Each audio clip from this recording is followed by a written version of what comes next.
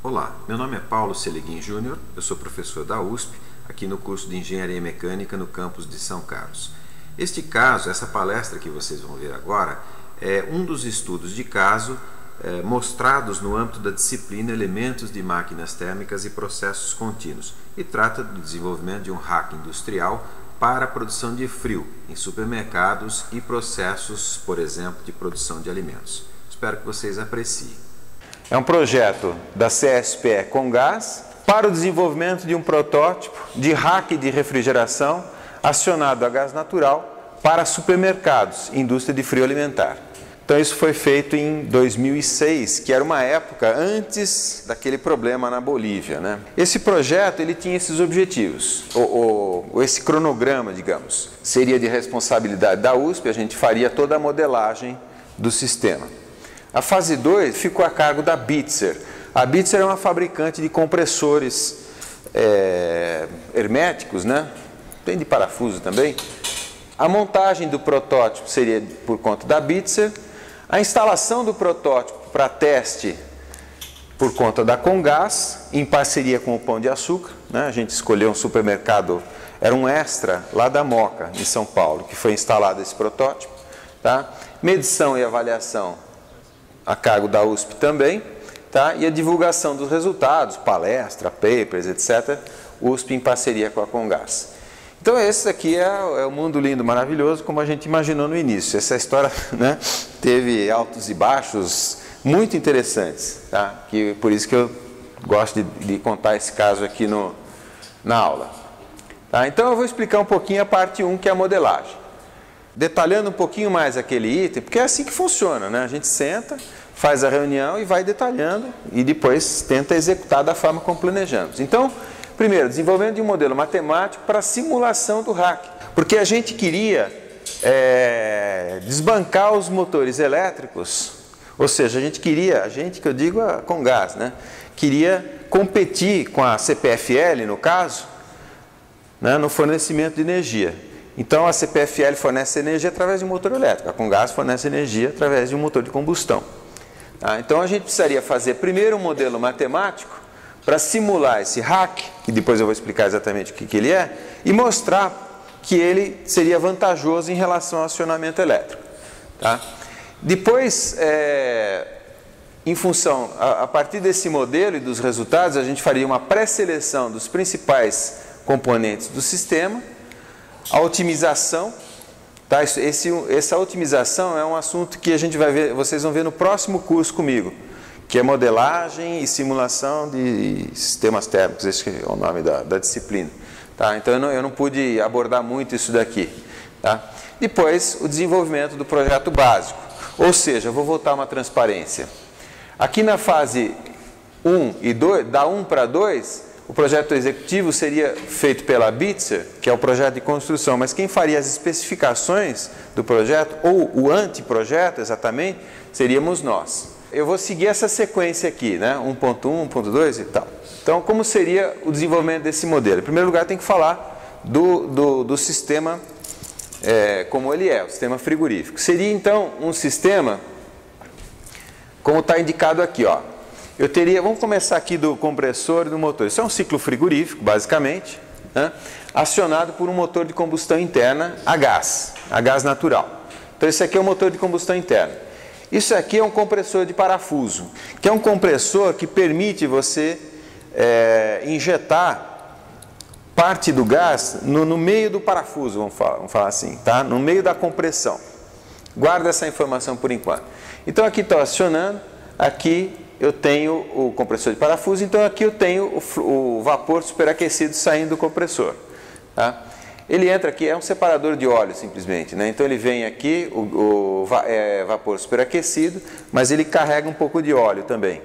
Então entra num separador e esse óleo retorna aqui. Então isso aqui não faz diferença nenhuma para a modelagem, na verdade. Então aqui está a linha de vapor superaquecido e aqui está o condensador. O condensador, vocês se lembram das aulas que eu dei anteriormente, né? Eu tenho 3 regiões dentro do condensador. Eu tenho uma região de superaquecido, que é o início aqui, os primeiros passes, né? Uma região bifásica e uma região subresfriada. Tá? Então, para cada uma delas, a gente definiu temperaturas aqui. Então, vamos supor que aqui seria a temperatura de entrada, né, a temperatura do superaquecido. Aqui a temperatura onde começa o bifásico e assim por diante. Tá? Né? Aqui tudo a pressão de condensação. Ok? Então, o que está um pouquinho diferente do exato padrão, né, do modelinho clássico é o seguinte: a gente faz duas expansões. Tá? É um ciclo com duas expansões. Eu faço uma expansão até uma pressão intermediária aqui, ou seja, eu tenho bifásico. Aí eu ponho isso num separador. Porque o que troca calor é o líquido, não é o gás. Então aqui eu já tenho um pouco de gás que eu separo e já reinjeto no compressor a uma pressão intermediária. Tá? Quer ver? Vamos pensar assim, eu estou a 10 bar aqui, tá? E eu estou aqui evaporando a 1 bar, suponha, né?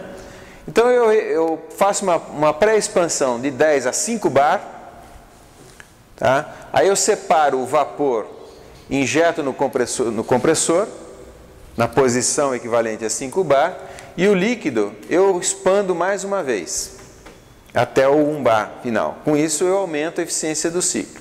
Tá? Então aqui eu tenho o evaporador, né, também com 3 regiões. Eu tenho, só que aqui ele não é subresfriado. Né? Como eu fiz essa separação, com certeza aqui eu tenho... não, perdão, estou falando besteira. Ele é bifásico, ele já entra bifásico, ele não é subresfriado. Ia falar que ele é saturado. Não, ele é bifásico, tá? É só lembrar do ciclo, né? Ele é bifásico, tem uma região bifásica e uma região de superaquecimento. O ciclo, eu vou desenhar na lousa aqui, como ele seria, porque estou vendo as carinhas que eles estão fazendo. Então imagina, por exemplo, o diagrama pH desse sistema aqui. Pressão, entalpia, a linha de saturação. Então eu começo ali no superaquecido. Então eu venho expandindo, até eu faço um pequeno subresfriamento ali, para tirar o máximo, né? Aí eu faço uma expansão intermediária, até esse aqui seria a pressão de condensação. Essa aqui uma pressão intermediária, e aqui, digamos, uma pressão de evaporação, né? Aqui eu separo o líquido do gás. Lembra, esse ponto aqui, na verdade, ele é fictício, né? Ele é uma mistura de gás com líquido. E o estado do líquido, na verdade, está aqui na linha de saturação e o estado do gás está aqui.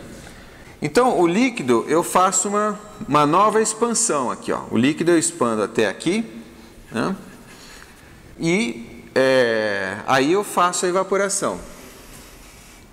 Com um pequeno superaquecimento. Em seguida eu faço uma expansão até o nível de pressão intermediário, misturo com esse gás aqui, então eu vou ter o resultado da mistura, vai ser aqui, e aí eu continuo a expansão. Esse é o ciclo. Com isso, o que eu faço? Eu aumento esse ΔH aqui, que é o efeito frigorífico. Né? Porque se eu fizesse a expansão direto, né, eu teria um efeito frigorífico menor. E essa mistura aqui é muito fácil de fazer no compressor de parafuso, porque como ele realmente é um parafuso, é só você furar a carcaça, digamos, como está desenhado aqui, né? Furar a carcaça na posição equivalente à pressão intermediária. Então fica bem simples mecanicamente de fazer. Tá claro como é que é o ciclo? Tá ok? Vou mudar a transparência. Tá? Então olhando ali o condensador, eu vou detalhar o condensador. E depois o outro eu passo mais rapidamente. Então eu tinha uma região que eles chamavam, olha o jargão técnico como é que é, né? De dessuperaquecimento. Na verdade esse que está em vermelho, que é um trocador de correntes cruzadas, né? O fluido ele entra em zigue-zague aqui, então ele entra aqui, ele entra no primeiro par de tubos, desce no segundo par, entra no terceiro par e assim por diante. Ele entra em zigue-zague, que nem um radiador de carro, né? E esse vermelho aqui é a região de dessuperaquecimento, que no ciclo corresponde a esse ponto aqui até a linha de saturação. Só que um detalhe, eu não sei vamos supor que eu tenho aqui 10 metros quadrados. Eu não sei se essa interface ocorre em 1 metro quadrado. Né? Dos 10 metros eu gasto 1, 8 e 1 metro quadrado. Eu não sei quanto que é. Pode ser 1,5, 7,5 e 1. Tá? Uma das incógnitas do problema é quanto de área eu tenho no dessuperaquecimento, tá? Na região bifásica e no subresfriamento. Então, quando a gente modela trocador com mudança de fase, uma das incógnitas é saber onde é que ocorre a mudança de fase. Tá? Então, eu tenho 3 regiões e para cada uma delas eu tenho o quê? Eu tenho como se fossem trocadores diferentes, porque aqui, ó, nessa primeira região, do lado de fora é ar, né? Do lado de fora é ar, do lado de dentro é o fluido frigorífico. Na região de dessuperaquecimento eu tenho monofásico gás, que é aqui onde eu estou desenhando. Nesse verdinho claro aqui, eu tenho um trocador, um fluido bifásico, tá? E tudo que eu fiz para vocês até agora, lá no trocador de casco e tubo, era para monofásico, seja gás ou líquido, né? Então, bifásico.